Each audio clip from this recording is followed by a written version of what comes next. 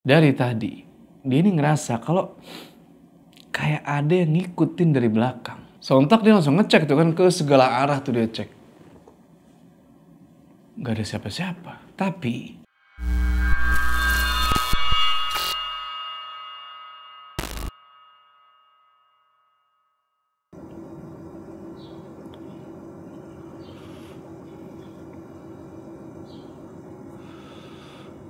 Bang, Hei, cerita bang. mau cerita ya? Iya. Oh iya, kita kan mau ngelanjutin KJM 2 ya. Oke, Kampung Jabang Mayit. Assalamualaikum teman-teman, balik lagi sama gua Joe. Apa kabar kalian semua? Semoga kalian semua nonton video ini diberikan kesehatan, lancarkan segala semuanya saya dan selalu dilancarkan puasanya dan selalu diberikan perlindungan dari segala mara bahaya di dunia ini. Kali ini kita bakal cerita lagi nih. Cerita dari salah satu penulis kesukaan gua, siapa lagi kalau bukan Queer Typing. Kemarin kita udah cerita tentang perjalanan seseorang yang bernama Arya, dimana keluarganya ini lagi terlilit hutang yang bisa dibilang lumayan besar. Nah, karena terlilit hutang yang lumayan besar inilah si Arya dikirim nih sama bokapnya ke sebuah desa buat tinggal sama kakak bokapnya nih, atau bisa dibilang pamannya kali ya. Pamannya namanya Kang Ageng. Singkat cerita, ketika Arya sampai di desa yang bernama Desa Rangkaspuna itu, dia banyak banget nemuin hal-hal janggal. Sampai pada akhirnya dia pelan-pelan mulai mengetahui nih, apa yang sebenarnya desa itu sembunyiin. Dan ternyata mengetahui praktek tersembunyi di desa itu ada konsekuensinya. Dan itu adalah mati. Arya mulai diteror nih sama satu sosok nenek-nenek. Dan usut punya usut, ternyata keluarga besarnya Arya ini masih ada hubungannya sama si sosok nenek-nenek ini. Dan juga sama semua hal yang udah terjadi di desa itu. Semakin Arya pengen tahu apa yang sebenarnya terjadi di desa itu, semakin kenceng teror si nenek itu dan semakin terancam nyawanya dia. Untungnya ada teman-teman dia nih yang nolong. Ada Gama, Budi, Kang Panjul, dan juga Maela. Dan pada akhirnya, sosok nenek yang bernama Ni Itoh itu berhasil dipukul mundur, tapi itu belum cukup buat ngehentiin dia. Juga, yang jadi pertanyaan, gimana nasib bapaknya Arya, Pak Akbar? Penasaran kan? Tonton video ini terus. Oke, sebelum kita mulai ceritanya, gue mau terima kasih dulu nih sama Mas Teguh Falevi yang lagi-lagi ngasih gue kesempatan buat ngebawain cerita-cerita beliau, khususnya cerita Kampung Jabang Mayit ini. Bagi kalian para pecinta-pecinta cerita horor nih, kalian wajib gue bilang mampir ke Twitternya Mas Teguh, sama mampir ke karya-karyanya Mas Teguh. Dukung sebanyak-banyaknya beliau supaya beliau bisa banyak menulis cerita-cerita yang gak kalah serunya dari cerita Kampung Jabang Mayit ini. Mampir, jangan lupa tuh, link gue taruh di deskripsi. Udah, kita nggak usah lama-lama lagi ya. Udah penasaran kan gimana sih perjalanannya Arya selanjutnya di Kampung Jabang Mayit 2 ini? Mode horor aktif.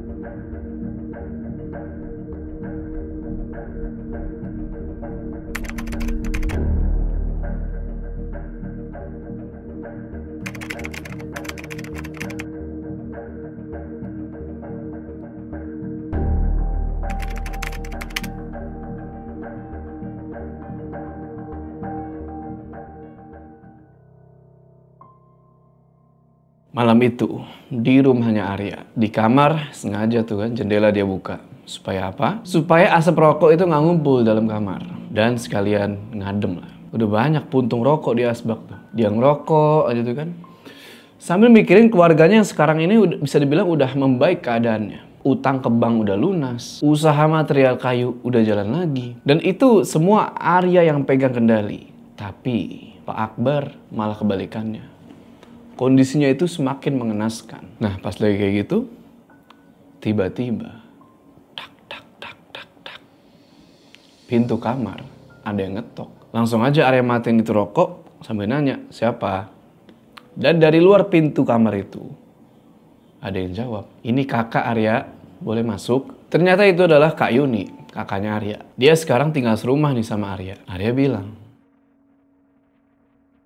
masuk aja kak, nggak aku kunci. Barusan kakak udah lihat kondisi bapak. Keadaannya semakin parah. Luka dan darah bekas sayatan di punggungnya itu malah semakin basah. Kulitnya semakin mengelupas. Aneh. Kak Yuni ngomong gitu sambil jalan ke kursi yang ada di kamar. Dia waktu itu pakai daster tidur kalau nggak salah, sama lagi ngelus-ngelus perutnya tuh yang lagi hamil. Ngedenger Kak Yuni ngomong kayak gitu, Arya bingung mau jawab apa. Dia cuma diam aja. Kak Yuni bilang lagi, Haris barusan telepon. Mulai cemas sama keadaan kakak. Usia kandungan kakak sudah masuk 2 bulan lebih. Arya juga harusnya sama cemasnya kayak Kang Haris kak. Tapi jangan bilang semua dari kampung jamu mayat dan ulah kakek, juga kakaknya bapak ini, belum selesai Arya. Sudah cukup istrinya Kang Banu, Ismi yang keguguran menghantui pikiran kakak. Apa kamu gak kasihan sama kakak? Jawab. Wah, di situ Arya sama kakaknya cekcok lah tuh. Kak Yuni bilang harusnya Arya nggak pergi dari awal ke kampung Jabang Mayit itu. Kalau dia nggak pergi, keluarganya pasti aman-aman aja sekarang. Tapi mau gimana? Kan yang nyuruh pergi itu orang tuanya Arya sendiri. Terus mereka cekcok tuh sampai tiba-tiba Ibu Gina, ibunya Arya itu udah berdiri di depan pintu yang kebuka lebar. Beliau di situ kelihatan panik dan bilang, Yun, Arya, Bapak. Di situ Ibu Gina bilang kalau luka di punggungnya Pak Akbar itu makin banyak ngeluarin darah. Dan sekarang Pak Akbar itu udah kayak udah ngerang-ngerang terus. Di satu kamar paling belakang, sebelahan sama kamarnya Biratna. Biratna ini adalah pembantunya Arya yang sudah dipekerjakan lagi. Sama suaminya juga tuh, jadi orang kepercayaannya Arya di toko material kayu. Nah, abis dikasih tahu sama Ibu Gina kayak tadi, nggak pakai lama, Arya sama Kak Yuni langsung pergi tuh ke kamar itu. Pintu kamar itu udah kebuka lebar. Dan dari luar, Arya udah ngeliat bapaknya lagi tidur, posisi miring. Di situ Biratna cuma geleng-geleng kepala aja sambil megang lap yang udah berdarah-darah. Pak Akbar di situ terus mengerang-ngerang. Dan semenjak pulang dari desa Rangkaspuna, Pak Akbar ini gak pernah ngomong sama sekali sama Arya. Sampai sekarang. Gak lama kemudian, Pak Akbar ini muntah tuh berkali-kali. Dan itu muntah darah. Banyak banget. Terus tangannya dia itu gerak ke arah Ibu Gina. Kayak orang yang minta pertolongan gitu. Selanjutnya, menjadi saksi hidup bapak dan menunggu kematian yang sama seperti Ageng Kusuma kakaknya dan kakek Ambar bapaknya. Sekilas Arya keinget nih sama kata-katanya Gama dan Budi yang itu. Dan dalam hati dia bilang, apa ini waktunya bapak mati setelah nunggu belasan bulan? Dan tiba-tiba Ibu Gina sama Biratna kaget bukan main. Tangannya Pak Akbar yang sebelumnya kayak lagi minta tolong, sekarang malah ngelus-ngelus perutnya Kak Yuni. Sambil ketakutan tuh, Kak Yuni bilang, Pak, kenapa? Cucu bapak ini, Yun. Iya Pak, ini cucu Bapak. Udah ya, Bapak harus sembuh. Biar nanti pas Yuni lahiran, Bapak udah sehat ya. Pak Akbar cuma senyum di situ. Dan itu adalah senyum pertama yang Arya lihat lagi selama bapaknya pulang ke rumah itu. Walaupun ya nggak bisa bohong, Arya agak ngerasa aneh ngeliat senyuman bapaknya itu. Habis itu Pak Akbar ngelepasin tangannya dari perutnya Kak Yuni dan dia tidur gitu aja. Lalu Biratna tiba-tiba bilang ke Arya, Arya, maaf. Ini tadi barusan Mang Didik kirim pesan ke Bibi, suruh sampein ke Arya. Katanya sudah telepon berkali-kali, tapi tidak diangkat. Iya Bi, HP Arya di kamar. Dari tadi belum buka HP. Mang Didi ini adalah suaminya Biratna yang kebagian berjaga di toko material. Waktu itu kemungkinan lagi ditemenin sama Mang Soleh, pekerjaan toko material yang lainnya juga. Di situ, ibunya Arya kelihatan cemas dan nanya tuh tentang kondisi toko material. Tapi ya Arya jawab aja kalau kondisi toko baik-baik aja. Abis itu dia baca pesannya Mang Didi tuh yang dikirim ke HP-nya Biratna. Isinya kurang lebih kayak gini. Bi, bilang ke Arya, gak biasanya lampu yang dekat kantor yang sebelahan sama tumpukan-tumpukan kayu yang baru datang tadi sore kedip-kedip terus. Sudah beberapa kali Amang ganti lampunya, tetap saja aneh. Ini Amang sama si Soleh nyium bau amis bangkai, takutnya ada apa-apa. Nanti pagi kalau Arya nyium, Amang yang takut disalahin. Arya baca pesan dari Mang Didi itu sambil agak merinding. Dan itu pertama kalinya toko material kayu ngalamin kejadian aneh kayak gitu. Dan yang lebih anehnya lagi, Arya ngelihat bapaknya itu senyum. Pas dia lagi baca pesan tadi, Arya bilang, "Gak apa-apa, nanti giliran Arya yang nemenin bapak tidur di kamar ini." Nanti Bibi juga kalau kebangun dan Mang Didi pulang ke sini, Bibi cek lagi kondisi bapak ya. Besok Mang Didi libur juga, Bi. Emangnya nggak jadi pulang malam ini? Nggak tahu Bu, kasihan yang Yuni dan bapak. Nanti siapa yang urus? Apalagi lagi hamil kayak gini. Jadi emang malam itu harusnya Biratna sama Mang Didi ini pulang ke kampung halaman. Yang untungnya kampung halaman mereka ini deket. Habis itu Ibu Gina, Kak Yuni, sama Biratna keluar dari kamar itu. Dan Arya juga langsung pergi tuh ke kamarnya buat ngambil HP. Dan satu buku catatan warna coklat. Yang isinya itu adalah semua kejadian di Desa Rangkaspuna 2 tahun ke belakang. Oh iya, gak lupa juga rokok sama korek. Kelar ngambil barang-barang itu, Arya jalan balik nih ke kamar bapaknya. Dan di tengah jalan, dia dicegat nih sama Ibu Gina. Beliau nanya, Apa belum ada kabar lagi dari Gama, teman kamu itu? Kalaupun ada Bu, Gama pasti datang. Sudah Arya beraniin diri buat ngubungin dia tadi. Tapi kita sama-sama tahu Bu, malu rasanya kalau minta tolong berlebihan. Abis kejadian di desa itu, apa Ibu nggak ingat? Tapi Arya, sudah terlalu lama bapak kayak gitu.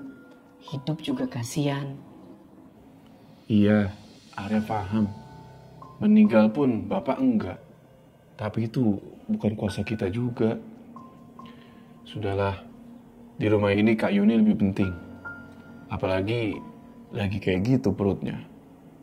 Beberapa bulan lagi pasti tambah gede. habis obrolan itu, Arya lanjut jalan ke kamar bapaknya. Singkat cerita, sampai di kamar itu dia langsung duduk tuh di atas kasur. Sambil ngeliatin luka bapaknya itu. Masih kelihatan seger. Kayak luka kemarin. Dan darahnya itu terus-terusan keluar. Arya langsung ngambil lap tuh buat nahan darah yang terus-terusan keluar itu. Sebenarnya udah beberapa dokter datang buat ngecek keadaannya Pak Akbar. Tapi sama sekali belum ada solusi. Sambil ngelap luka bapaknya itu, Arya ngebaca pesannya Mang Didi tuh. Untungnya itu kasur lumayan gede, jadi nggak perlu desek-desekan di situ. Nah, isi pesan dari Mang Didi itu kurang lebih kayak gini. Halo Mang, gimana? Udah ketemu bangkainya? Tumben ada binatang yang masuk ke area material. Arya, ini gawat. Si Soleh dan Amang udah nyari-nyari sumber bau amis itu. Lampu juga masih kedip-kedip, padahal udah 3 kali Amang ganti. Tumben suasana malam di material jadi angker. Padahal baru jam 10 ini. Ah, Amang ini jadi mikir kemana-mana. Kalau udah beres, biarin si Soleh sendiri aja. Biasanya juga dia pemberani. Amang ceritain semuanya di rumah aja. Cepat kesini. Arya nyoba buat mikir positif tentang keadaan di toko material itu. Tapi soal bau amis yang Mang Didi bilang, tiba-tiba Arya nyium juga tuh di kamar bapaknya. Pas Arya mastiin dari mana bau itu, ternyata itu dari luka punggung bapaknya. Arya langsung SMS lagi tuh si Mang Didi kan, nyuruh buat kalau dia udah sampai ke rumah langsung aja ke kamar bapak. Beberapa kali Arya nimbang keputusan tuh buat pergi ke rumahnya Gama atau enggak. Tapi beberapa hari ke belakang, Budi udah datang ke toko material. Dan itu harusnya udah cukup buat ngejelasin keadaan keluarganya Arya. Dan lagi-lagi Arya ini ngerasa malu gitu loh buat ngedatengin Gama. Dan dia yakin kalau apa yang udah dia ceritain ke Budi pasti nantinya bakal disampaikan ke Gama. Karena bau amis dari punggungnya Pak Akbar itu makin menyengat. Arya bangun dari kasur tuh dan dia buka itu satu jendela. Itu baru pertama kalinya bau nyengat kayak gitu keluar dari luka punggungnya Pak Akbar. Dan di situ Arya perhatiin bapaknya ini lagi tidur nyenyak dan gak gerak sama sekali. Arya coba buat cuekin bau itu lah dan dia buka tuh buku catatan coklat yang dia bawa. Dia jadi keinget lagi nih sama nama-nama Barja, Basir, Pak Ageng, termasuk Nita yang kenalan sama dia di bus. Dan terutama Niito. Nginget namanya Niito ini ngebuat jantungnya Arya tuh jadi deg-degan. Baru aja si Arya ngebuang rokok di asbak tuh. Tiba-tiba dia ngeliat bapaknya itu kayak lagi ngelus-ngelus perutnya. Persis sama kayak yang dia ngelus perutnya Kak Yuni tadi. Masih dalam posisi tidur nyamping dan ngebelakangin Arya tuh. Sontak Arya ngedeket buat ngecek. Terus sempet dia panggil, Pak. Dan di situ Pak Akbar matanya masih merem. Dan bau amis itu juga masih nyengat. Padahal jendela udah dibuka dari tadi. Harusnya ada sirkulasi udara dong. Tangannya Pak Akbar terus aja tuh ngusap perutnya berkali-kali. Arya perhatiin bener-bener itu. Habis itu dia baca lagi buku catatan coklatnya. Dan di situ dia nemu satu kalimat. Kampung ini gempar.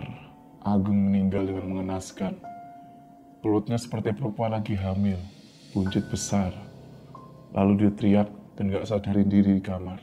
Kata-katanya Kang Panjul itu ngena banget. Waktu itu dia sempat ngasih kabar ke Arya kan lewat telepon, kalau kalian ingat. Apalagi gerakannya Pak Akbar ini persis banget kayak orang hamil yang lagi ngelus-ngelus perut sambil nahan napas karena bau amis lukanya dia itu. Arya coba ngedeketin kepalanya ke perutnya Pak Akbar. Dan di situ dia ngeliat kalau Pak Akbar sambil merem gitu, dia senyum aneh. Pas lagi kayak gitu, tiba-tiba ada yang nepok pundaknya Arya. Sontak dia langsung balik badan di situ dan istighfar.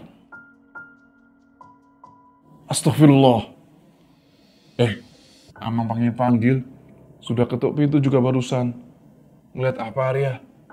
Gak biasanya bapak ngeluarin bau amis begini. Arya cuma diem aja di situ. Ternyata itu Mang Didi dan dia udah tutup hidung aja di situ. Jujur, Arya nggak denger sama sekali Mang Didi masuk kamar barusan. Arya ngeliat Mang Didi itu bajunya udah kotor banget, mukanya udah banjir keringet. Mang Didi terus duduk di depan Arya dan bilang,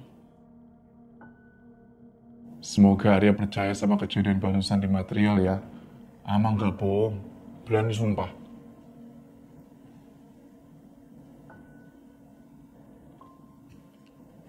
Bau amis darah yang keluar dari badan bapak sama kayak yang di material.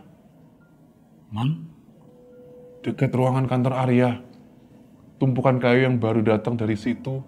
Lampu itu juga yang kedip-kedip.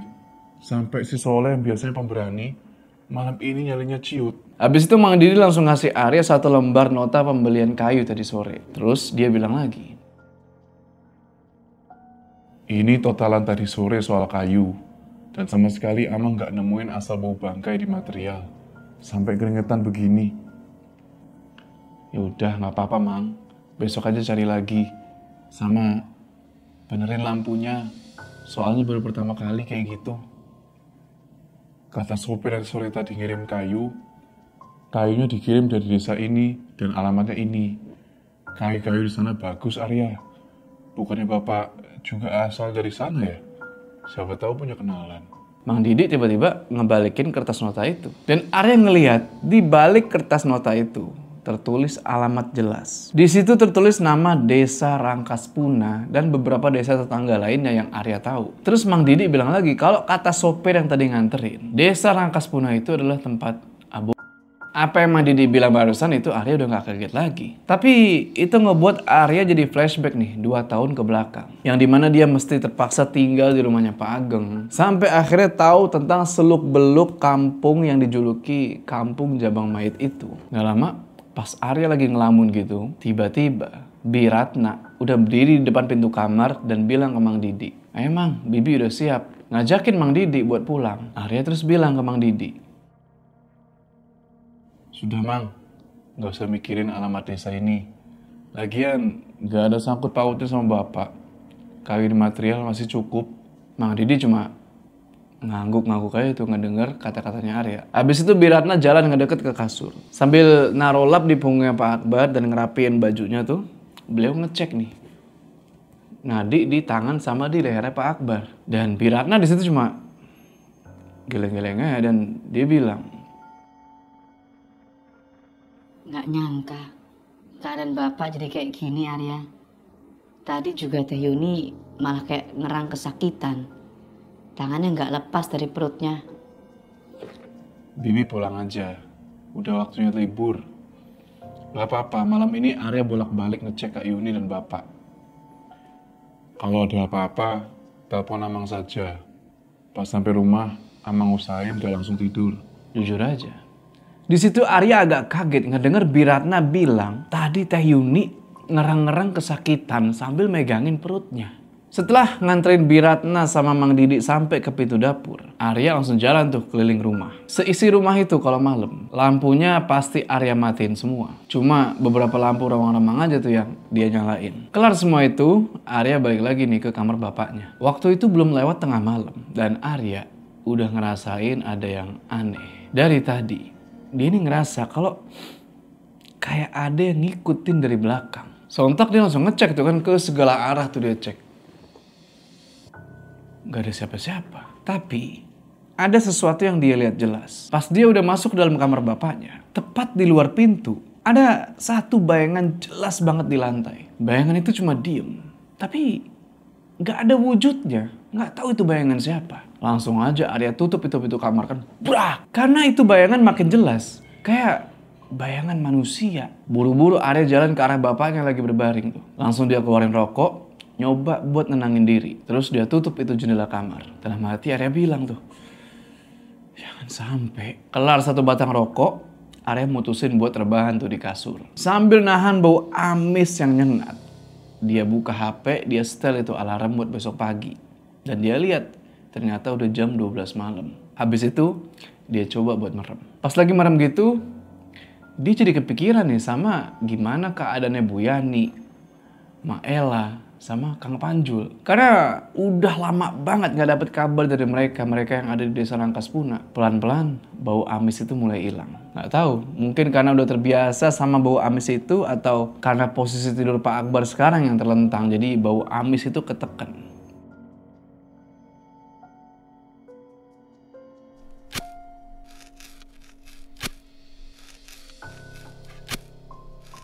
Nggak tahu Arya udah merem berapa lama. Tiba-tiba dia ngedenger nih.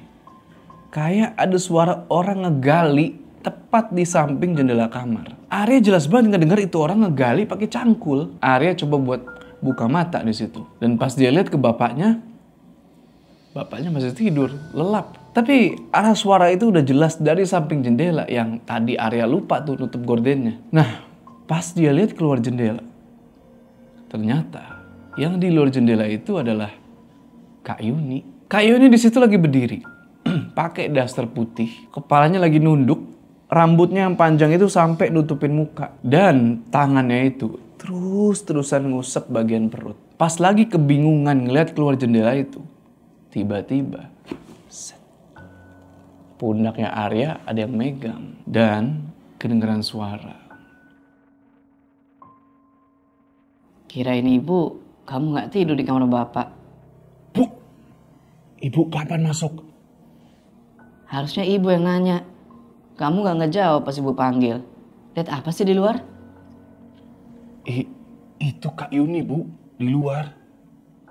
Mana? Nggak ada siapa-siapa. Orang kakak kamu tidur nyenyak. Tadi ada di situ, Bu. Arya lihat jelas. Ya kalau benar ada, terus siapa yang tidur sama ibu? Arya ini aneh-aneh aja. Udah, jangan mulai bertingkah aneh. Arya cuma diem, karena emang bener pas dia lihat lagi keluar jendela itu, sosok Kak Yuni tadi udah nggak ada. Dan suara orang nyangkul tadi, cak, cak, cak, udah hilang. Tapi yang Mang Didi sama ibunya masuk ke dalam kamar, terus nepok pundaknya Arya itu bener-bener dia rasain keanehannya. Karena dia bener-bener gak sadar mereka masuk kamar. Ibu Gina terus bilang kalau lukanya Pak Akbar ini jadi semakin bau. Dan buat yang kedua kalinya juga, Arya ngeliat kayak ada bayangan lagi berdiri mematung tepat di depan kamar yang pintunya barusan Ibu Gina buka. Bayangan itu sekarang makin jelas. Kayak bayangan perempuan berperut buncit. Tapi bener-bener gak ada wujudnya. Dan ibunya Arya gak ngeliat itu. Habis itu Ibu Gina nyuruh Arya buat tidur di kamarnya aja. Sedangkan beliau yang bakal ngejaga Pak Akbar malam itu. Pagi harinya Arya kebangun bukan karena alarm. Tapi karena gak denger jelas suaranya Kak Yuni, Bu Gina, sama Biratna masuk tuh sampai dalam kamar. Yang Arya denger kurang lebih kayak gini. Suruh Arya aja sebelum ke toko buat ngejemput Bu Yani. Ibu baru baca pesan Kang Banu tadi. Semalam gak lihat HP. Katanya nanti Kang Banu nyusul. Ngedengar jelas nama Bu Yani. Langsung aja Arya bangun dari kasur dan dia jalan tuh ke ruang tengah. Di ruang tengah udah ada Bu Gina tuh yang lagi duduk hadap-hadapan sama Kak Yuni. Sebelahan sama Biratna yang udah balik lagi ke rumah itu. Arya nanya, Bu, nggak salah Bu Yani mau datang? Iya, sana siap-siap. Sebelum subuh sampai di terminal kota. Udah berangkat dari siang. Kamu malah bengong. Udah jalan jauh 14 jam loh. Sana siap-siap. Hari ini telat dikit ke material gak apa-apa. Bilang dulu ke Mang Didi. Mungkin ada hal penting dan serba mendadak. Pantas saja gak enak hati dari kemarin. Mau gimana juga, setelah kakaknya bapak kamu itu meninggal, keadaan Yani kasihan di kampung itu. Waktunya balas budi sekarang. Ya udah, habis percakapan itu, Arya pakai jaket, terus dia ngambil kunci mobil tuh di kamar. Habis ngambil kunci mobil, dia ngeliat pintu kamarnya Pak Akbar masih kebuka dikit nih. Dan jadi ada sedikit dorongan buat ngecek ke situ. Walaupun udah kedengeran nih suaranya Bu Gina sama Kak Yuni teriak-teriak manggil-manggil. Karena baru aja dapet telepon dari Kang Banu. Nah, pas Arya buka itu pintu kamarnya Pak Akbar, dia set. Di situ dia ngeliat kok kayak ada orang lain di kamar itu, ada sosok bayangan samar-samar. Tapi kali ini postur badan sosok bayangan itu nggak asing, kayak sering lihat. Pas lagi bengong gitu kan, masih di luar kamar nih, masih ngeliatin gitu. Tiba-tiba kedengaran lagi nih suaranya Kak Yuni manggil-manggil, nyuruh Arya buat cepetan. Soalnya Bu Yani bentar lagi udah mau sampai terminal. Karena dipanggilin kayak gitu, ya Arya nggak jadi dong masuk ke dalam kamar. Dan yang tadi dia lihat di kamar Pak Akbar itu kayak Mang Didi. Kelihatan dari bayangannya. Kepalanya deket bahkan sama kepalanya Pak Akbar tuh. Kelihatan kayak lagi ngomongin sesuatu. Dan baru kali ini Mang Didi datang ke rumah itu pagi-pagi banget. Biasanya Mang Didi ini bakal langsung datang ke material. Apalagi yang lebih aneh lagi, hari itu hari dia libur kerja. Jadi pertanyaan, itu Mang Didi apa bukan? Karena udah dipanggil-panggilin kayak gitu, ya udah Arya pergi tuh ke garasi mobil. Gak lupa Bu Gina juga ngasih Arya nomornya Kang Banu tuh yang dipakai buat ngabarin semalam. Di luar rumah, Biratna lagi nyapu halaman tuh. Karena si tukang kebunnya Arya juga udah ngebuka pintu gerbang rumah. Arya terus masuk mobil. Dan sebelum jalan, dia nanya ke Biratna. Bi, Mang Didi ikut ke rumah. Tumben pagi-pagi, padahal libur kan. Bibi juga kenapa masuk coba? Kasihan, padahal baru semalam pulang. Bibi emang ditelepon ibu Arya buat masak karena ibu Yani mau datang. Makanya Bibi sebelum subuh udah datang lagi ke sini. Mang Didi ada kok di rumah.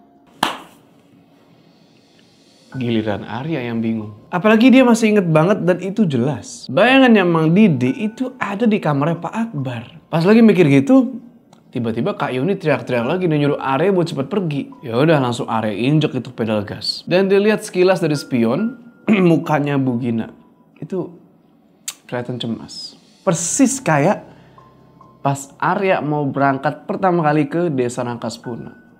Cemasnya sama. Di perjalanan ke terminal, kayak biasa, Arya nyalain rokok tuh kan sambil nyetir. Dia coba mikirin kejadian tadi. Bisa jadi Biratna ini nggak tahu kalau sebenarnya Mang Didi datang ke rumah dan masuk ke kamarnya Pak Akbar. Tapi ngapain Mang Didi di situ? Itu pertama kalinya Arya ngeliat Mang Didi datang sepagi itu dan lagi ngomong sama Pak Akbar. Singkat cerita, kurang dari setengah jam, sampailah nih Arya di terminal bus. Habis itu dia nyari parkiran dan dia telepon itu Kang Banu. Telepon tuh kan, tut, tut, tut, ceklek. Diangkat. Kang Banu, Assalamualaikum. Waalaikumsalam, Arya. Apa kabar? Akang kenal sekali. Ini suara kamu. Alhamdulillah, ini Arya udah di terminal, Kang. Maaf kalau agak berisik. Ibu udah sampai mana ya? Ada hal penting. Untung kamu telepon duluan. Sebelum dengar dari ibu Akang, biar Akang kasih tahu duluan. Jadi di situ Kang Banu cerita kalau Ismi, istrinya dia itu, udah berkali-kali gagal mengandung. Setiap masuk usia kandungan 3 bulan, selalu aja keguguran. Nah, alasan Bu Yani tiba-tiba mau datang ke rumahnya Arya itu adalah karena beliau takut ada yang belum selesai. Ini semua ulah keluarga besar kita. Tapi yang Akang takutin, kita-kita ini yang gak bakal bisa punya keturunan. Setelah dosa besar Bapak Akang, keluarga Akang udah 2 tahun ini hidup susah, Arya. Ibarat petir di siang bolong tuh. Ibarat angin di gurun pasir. Arya nggak bisa ngerespon apa-apa di situ. Dan gak lama kelihatan nih satu bus baru datang dan berhenti. Terus turun dari bus itu 3 orang yang udah nggak asing lagi buat Arya. Arya lihat jelas. Yang turun dari dalam bus itu ada Bu Yani, diikutin sama satu perempuan yang agak tua pakai kebaya. Dan satu laki-laki yang mungkin seumuran sama Mang Didi. Arya, halo? Ya Kang, ini udah kelihatan Bu Yani, Mak Ella sama Kang Panjul. Ya udah, nanti mereka bakal jelasin lebih lanjut. Dan juga, siapa tahu Bapak bisa sembuh. Atau Tiba-tiba teleponnya Kang Banu putus gitu aja. Padahal Arya pengen ngedengerin lanjutan kalimat itu. Atau apa? Arya langsung sambut lah itu Bu Yani, Mak Ella sama Kang Panjul. Dan mereka saling pelukan lah, itu sempet nangis Arya di situ. Dan mereka juga sama, soalnya nggak nyangka bakal ketemu lagi setelah sudah sekian lama. Mak Ella bilang, Mungkin ibu bakalan kaget dengan kedatangan Mak dan Bu Yani ke kota ini. Tapi ini ada hal penting yang harus diomongin. kaget banget Mak. Semua kaget termasuk Arya. Udah hampir 2 tahun hilang kabar. Dan itu bukan waktu sebentar. Arya terus ngebuka pintu bagasi, terus dimasukin itu kan barang-barangnya Mak Ella, Kang Panjul sama Bu Yani. Habis itu dia bukain pintu belakang buat mereka masuk. Kang Panjul duduk di depan. Habis itu Arya masuk mobil dan dia tancap gas.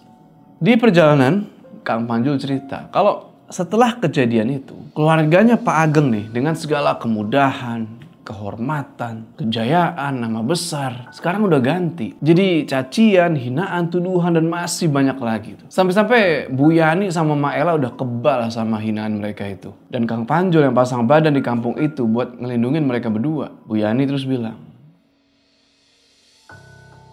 Waktu inilah yang kami takutkan, Arya. Ya, sakitnya bapak kamu. termasuk real hamilnya Kak Yuni juga. Itu, dan mungkin lebih parah. Janin-janin bayi berguguran karena ritual waktu itu.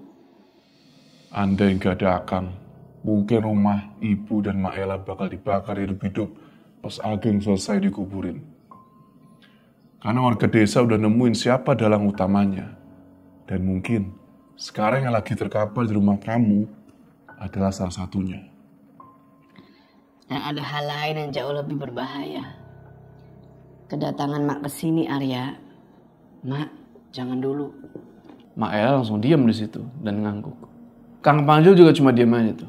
Dia kayak lagi mikirin sesuatu. Dalam hati Arya bilang, apa jangan-jangan kejadian semalam itu bertanda Singkat cerita, sampailah mereka semua nih di rumahnya Arya. Dan langsung ketemulah tuh kan dua keluarga. Di situ bisa dibilang suasana haru, kangen, seneng itu campur jadi satu. Dan untungnya di rumah itu masih banyak kamar kosong yang bisa dipakai Mak Ella, Kang Panjul, sama Bu Yani buat tidur. Abis temu kangen itu, mereka semua pergi nih ke kamarnya Pak Akbar buat ngecek gimana kondisi dia itu. Sedari tadi, pas sampai rumah, Kang Panjul udah nggak ngomong apa-apa lagi. Dan yang bikin lebih kaget lagi adalah Mang Didi pagi itu udah ada di dapur. Dalam hati, Arya langsung bilang, berarti bener. Yang tadi pagi di kamar bapak itu, Mang Didi. Cuma, apa yang dia lagi omongin? Semua orang yang ada di kamar Pak Akbar, ngelihat kondisi bapaknya Arya itu, mereka cuma bisa diem. Bu Yani sama Mak Ella itu cuma nangis saya di situ. Sementara Kang Panjul dari tadi terus merhatiin luka sayatan di punggungnya Pak Akbar. Masih ngeluarin bau amis darah, persis kayak semalam. Hampir 10 menit tuh mereka cuma diem. Apalagi pas Pak Akbar mulai melek. Dia kayak kaget banget tuh ngeliat Kang Panjul, Mak Ella, sama Bu Yani. Ibu Gina langsung gercep tuh ngebersihin luka punggungnya Pak Akbar karena udah mulai keluar darah lagi tuh. Mak Ella akhirnya buka suara. Akbar, saya kira Ageng saja sudah cukup. Saya sudah ngerasain semua balasannya, Akbar. Sejak kakak kamu itu meninggal, saya sudah tidak punya apa-apa lagi. Semuanya habis. Bukan tentang siapa lagi yang bakal mati. 2 tahun ke belakang ini, Akbar, kandungannya Ismi selalu gagal. Apa bakal sama juga nasib anak kamu? Mukanya Pak Akbar langsung mengkerut di situ. Dia ngeliatin Mak Ella sama Bu Yani kayak orang yang penuh penyesalan. Dan pas ngedenger Mak Ella bilang, apa bakal sama juga nasib anak kamu? Di situ Bu Gina sama Kak Yuni langsung diem dan ekspresi muka mereka berubah. Mengingat Kak Yuni ini lagi hamil dan kata-katanya Mak Ella tadi kedengeran kayak ancaman gara-gara ulah Pak Akbar. Gak lama kemudian tiba-tiba Kang Panjul sambil bisik-bisik ngomong nih ke Arya. Arya, Amang pengen ngerokok nih. Di mana? Arya langsung bawa tuh Kang Panjul ke belakang rumah. Dan di situ mereka berdua ngerokok sambil ngobrol-ngobrol. Kang Panjul nanya, siapa aja orang yang sering ada di rumah ini? Dan Arya jelasin lah tuh semuanya kan. Walaupun pertanyaannya Kang Panjul ini menurut dia agak aneh. Gak lama, tiba-tiba Mang Didi nyamperin nih ke belakang rumah. Dan dia bilang, maaf ganggu Arya. Biar Amang saja hari ini di material. Mau datang orang yang dari vendor perumahan itu. Nanti kalau soal harga, biar Amang suruh telepon Arya. Iya Mang, kabari aja. Termasuk bau amis darah yang semalam. Pastiin sumbernya ketemu ya. Jangan sampai pegawai lain tahu. Habis itu, Mang Didi pergi gitu aja. Padahal masih ada yang mau Arya tanyain tentang ngapain dia ke kamarnya Pak Akbar subuh-subuh tadi. Kang Panjul nanya, memangnya ada apa Arya? Kayaknya lumayan serius. Mang Didi orang kepercayaan Bapak dari dulu. Sekarang kerja di bawah arahan Arya, Mang. Kemarin ada bau amis darah. Baunya sama kayak barusan di kamar Bapak. Mungkin di dalam kamar Akbar. Sekarang Bu Yani lagi nyampein pesan ini. Waktunya Amang yang bilang ke kamu. Di situ Kang Panjul langsung kelihatan serius banget. Dia matiin tuh rokoknya. Terus dia bilang ke Arya, sudah 1 bulan, Ni Itoh tidak ada di kampung. maksudnya Mang? Nyawa yang tersisa dari kejadian itu Arya. Bapak kamu, apa kamu nggak aneh? Selama 2 tahun ini, perubahan sama bisnis material yang kamu pegang, dan utang-utang kamu yang lunas. Terlebih, Ismi sudah beberapa kali keguguran. Setiap kali masuk 3 bulan usia kandungan. Jadi Kang, semua ini belum selesai. Apa kamu pikir, setelah hilang tangan sebelah kanan dan kaki sebelah kiri, Nitoh bakal diem? Apalagi semua berkaitan erat sama Ageng dan Akbar. Ritual sesat itu, kakek kamu yang mulai. Kita harus ingat itu. Dari tadi, pas lagi ngobrolin itu, jantungnya Arya tuh berasa... Kang Panjul itu ngomong serius banget. Sambil sesekali ngecek keadaan gitu ya. Kayak takut kalau ada orang lain yang bakal ngedenger. Kutukan dan pembalasan ritual puluhan tahun, Arya. Cepat atau lambat bakal datang. Apalagi Teh Yuni lagi hamil. Pas Kang Panjul lagi ngomong gitu, tiba-tiba Mang Karna datang nih. Kayak yang buru-buru gitu loh, nyamperin Arya. Kang Panjul langsung stay cool lagi di situ kan. Dia nyalain rokok lagi dan nggak ngomong apa-apaan. Di situ Mang Karna nganterin Arya koran. Arya baca tuh koran kan. Dan di koran itu headline-nya tertulis,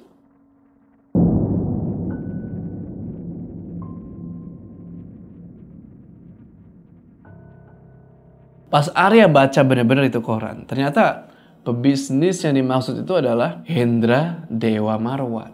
Seorang pengusaha yang bisa dibilang sukses besar lah. Dan Arya tahu siapa orang ini. Sejak obrolan sama Kang Panjul itu, dan setelah Bu Gina sama Kak Yuni gak denger kabar dari Bu Yani dan Maela, mendadak suasana rumah itu jadi mencekam. Waktu di hari itu berasa cepet banget. Maela sama Bu Yani tidur di satu kamar tuh. Mereka istirahat seharian karena kan ya maklum lah habis perjalanan jauh. Begitu juga Kang Manjul yang udah nempatin kamar di samping kamarnya Arya. Sampai sore itu Arya cuma bisa mantau keadaan toko material ya lewat pesan aja tuh, tukeran pesan sama Mang Didi. Dan kalau dipikir-pikir bener kata Kang Panjul tadi, bisnis material makin melesat. Dan itu hal yang bener-bener aneh. Karena terhitung cepet dan gampang banget. Gak lama masuk lagi nih pesan tidung gitu ya, dari Mang Didi. Dan pesan itu bilang, Arya, maaf malam ini Amang langsung pulang ya. Yang jaga si Soleh. Udah gak ada lagi bau bangkai dan bau amis. Sebentar lagi toko tutup. Semenjak Kang Panjul datang, Arya perhatiin kalau sikapnya Mang Didi ini mulai berubah pelan-pelan.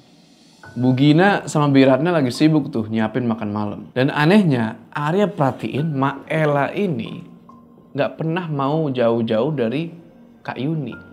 Selalu pengen deket sama dia. Gak ada lagi obrolan serius di meja makan malam itu. Maela beberapa kali pergi ngecek ke kamarnya Pak Akbar tuh. Ngecek kondisi dia. Yang bisa dibilang semakin memburuk malam itu. Pas lagi nemenin Maela yang ngecek lagi ke kamarnya Pak Akbar, Maela ini nanya ke Arya,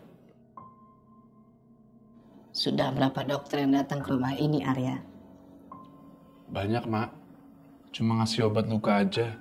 tapi ya Kayak gitu. Malah kemarin dan sekarang tambah parah.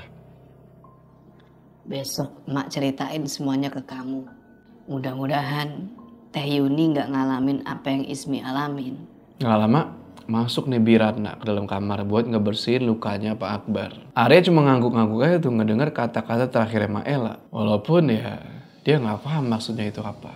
Balik ke kamar, di atas kasur, Arya cuma rebahan aja tuh kan sambil ngelihat langit-langit. Kang Panjul udah pamit buat tidur duluan tuh di kamarnya. Dan dia bilang kalau nanti tengah malam bakal bangun lagi. Pintu kamar sengaja gak Arya tutup. Karena dia pengen mastiin keadaan bapaknya. Dan siapa yang nemenin bapaknya malam itu.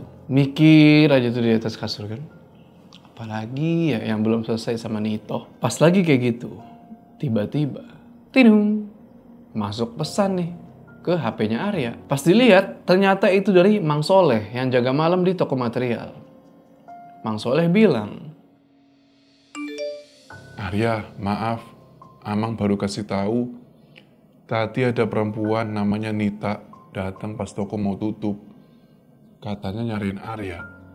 Tapi mukanya pucet kayak orang sakit. Ini juga tumben suasana di material berubah jadi serem. Udah 2 malam. kaget lah Arya ngeliat pesan itu kan. Apalagi pas dia ngeliat nama Nita. Langsung keinget tuh lah Arya sama yang pas dia awal-awal pergi ke Desa Rangkas Puna. Yang di dalam bus. Dimana dia duduk sebelahan sama sosok cewek yang namanya Nita. Ya, jadi pertanyaan, apa ini orang yang sama? Arya benar-benar bingung di situ karena udah hampir 2 tahun. Nggak pernah ada kabar sama sekali tentang Nita ini. Lah, ini kok tahu-tahu datang nyariin dan dari mana si Nita ini tahu toko materialnya Arya? Waktu itu di jam 11 malam.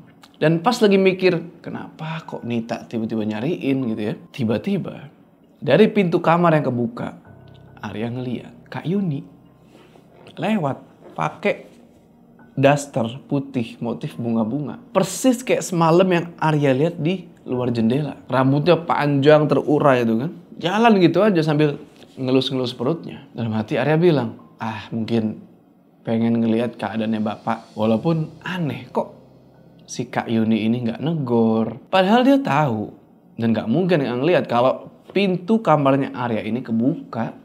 Karena malam udah semakin malam nih. Arya mutusin buat keluar kamar dan pergi tuh ke kamar bapaknya. Mumpung sekalian ada Kak Yuni, pikir dia gitu. Semua lampu-lampu di rumah itu udah gelap. Sisa lampu yang remang-remang aja tuh, kayak malam-malam biasanya. Nah, pas dia buka itu pintu kamar bapaknya. Set. Dia bingung bukan main. Kok cuma ada Ibu Gina doang yang lagi tidur di samping Pak Akbar. Terus Kak Yuni tadi kemana? Akhirnya dia nggak jadi tuh masuk ke kamar bapaknya. Arya terus pergi ke dapur dan di situ dia berhenti. Karena dari jendela samping rumah dia nggak sengaja lihat ada satu laki-laki lagi jalan ngendap-ngendap gitu ya. Cuma Arya nggak bisa pastiin itu siapa. Dalam hati Arya bilang, apa itu Mang Didi? Tapi dia cuekin itulah karena dia mesti mastiin Kak Yuni. Dan bener aja. Di meja makan, samar-samar dari lampu remang-remang yang nyala, Arya ngeliat ada yang duduk di situ. Ya bener itu Kak Yuni. Langsung aja Arya deketin tuh. Dari samping, Arya lihat Kak Yuni ini lagi duduk di kursi meja makan. Kakinya kayak dibiarin agak ngangkang gitu ya. Rambutnya panjang tuh kan terurai ke belakang. Dan Kak Yuni ini kayak nggak sadar sama Arya yang lagi ngedeket. Gak lama kemudian, Arya perhatiin nih. Kak Yuni makin ngelebarin itu kakinya, makin ngangkang gitu loh ya. Dan tangannya itu pelan-pelan naikin daster yang dia pakai kayak gini nih. Naikin gitu kan. Di situ Arya baru lihat jelas kalau ternyata ada baskom isi air di bawah kakinya Kak Yuni. Terus tiba-tiba Kak Yuni ini masukin tangannya ke selangkangannya sendiri gitu. Tatapannya dia kosong dan sambil agak nunduk dikit. Nggak tahu apa yang dia mau lakuin, tapi nggak lama kemudian Arya dibikin kaget setengah mati. Tiba-tiba darah udah ngalir tuh lewat pahanya Kak Yuni sampai ngalir ke wadah baskom itu. Tangannya Kak Yuni ini kayak berusaha buat ngeluarin sesuatu dari daerah selangkangannya itu. Muka yang tadinya kosong gitu ya, sekarang kelihatan kayak lagi nahan sakit. Sontak Arya teriak dong, "Kak, mau ngapain?" Di situ Kak Yuni tiba-tiba nengok ke Arya gitu kan. Mukanya tuh kelihatan sayu sama dia senyum. Terus tangannya mulai gerak lagi nih, keluar dari daerah selangkangan itu. Dan sekarang mulutnya Kak Yuni udah kebuka lebar gitu. Dan dia kayak masukin sesuatu ke dalam mulutnya itu. Dari tangannya dia yang udah berdarah-darah. Arya nggak bisa gerak ngeliat itu. Sekarang bibir, pipi, sama daster yang Kak Yuni pakai itu udah darah semua. Dan tiba-tiba senyuman Kak Yuni itu berubah jadi benar-benar serem. Terus dia buka lagi mulutnya pelan-pelan tuh kan. Makin lebar dia buka tuh. Dan sekarang Arya bisa lihat jelas apa yang di dalam mulutnya Kak Yuni itu. Teriak langsung di situ Arya. "Oh, orok!" Nah, jadi pertanyaan, sebenarnya kenapa sih sama Kak Yuni ini? Apakah dia kesurupan? Apa gimana? Apa kejadian tadi itu cuma mimpinya Arya doang? Atau apa? Dan juga ada satu pertanyaan lagi tentang Mang Didi. Menurut gua ya, Mang Didi ini agak mencurigakan. Kayak dia ini, bisa dibilang lagi ngelakuin sesuatu di belakang Arya yang Arya nggak tahu. Ada apa sih sebenarnya? Kita bakal lanjutin di part 2. Oke, sebelum kita berpisah, jangan lupa like video ini. Dan bagi yang belum subscribe, ayo subscribe sekarang ke channel ini supaya kalian gak ketinggalan part selanjutnya dari cerita ini gua Jo. Sampai ketemu di part selanjutnya.